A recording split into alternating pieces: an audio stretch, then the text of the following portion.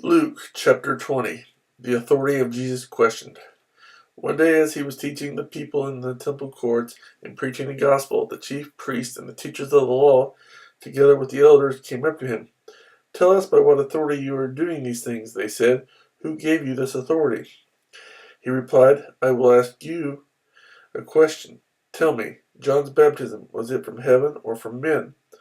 They discussed it among themselves and said, "If we say from heaven, he will ask, 'Why didn't you believe him?'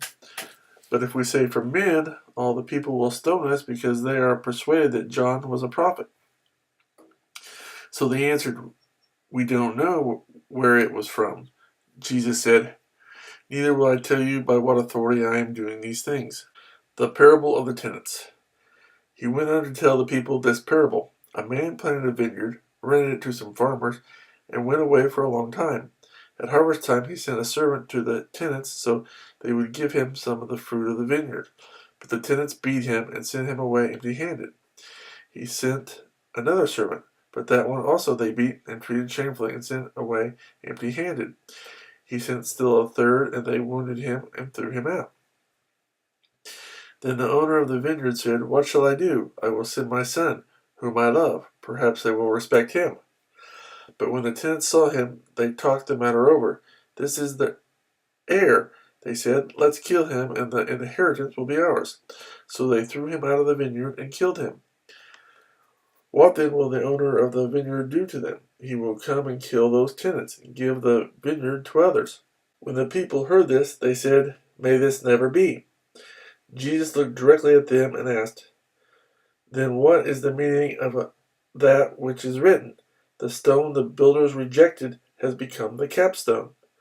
Everyone who falls on that stone will be broken to pieces, but he on whom it falls will be crushed.'"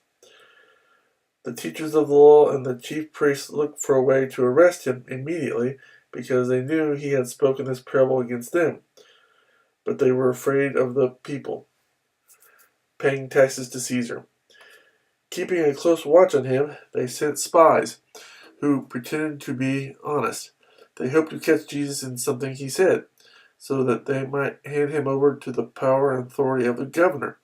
So the spies questioned him, "Teacher, we know that you speak and teach what is right, and that you do not show partiality, but teach the way of God in accordance with the truth. Is it right for us to pay taxes to Caesar or not?"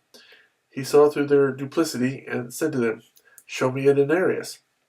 Whose portrait and inscription are on it?" "Caesar's," they replied.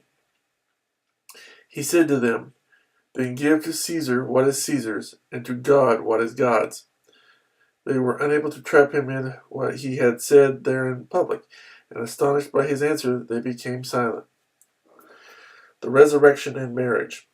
Some of the Sadducees, who say there is no resurrection, came to Jesus with a question. "Teacher," they said, "Moses wrote for us that if a man's brother dies and leaves a wife but no children, the man must marry the widow and have children for his brother.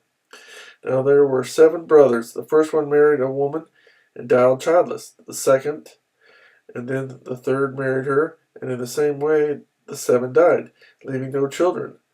Finally the woman died too. Now then, at the resurrection, whose wife will she be, since the 7 were married to her?"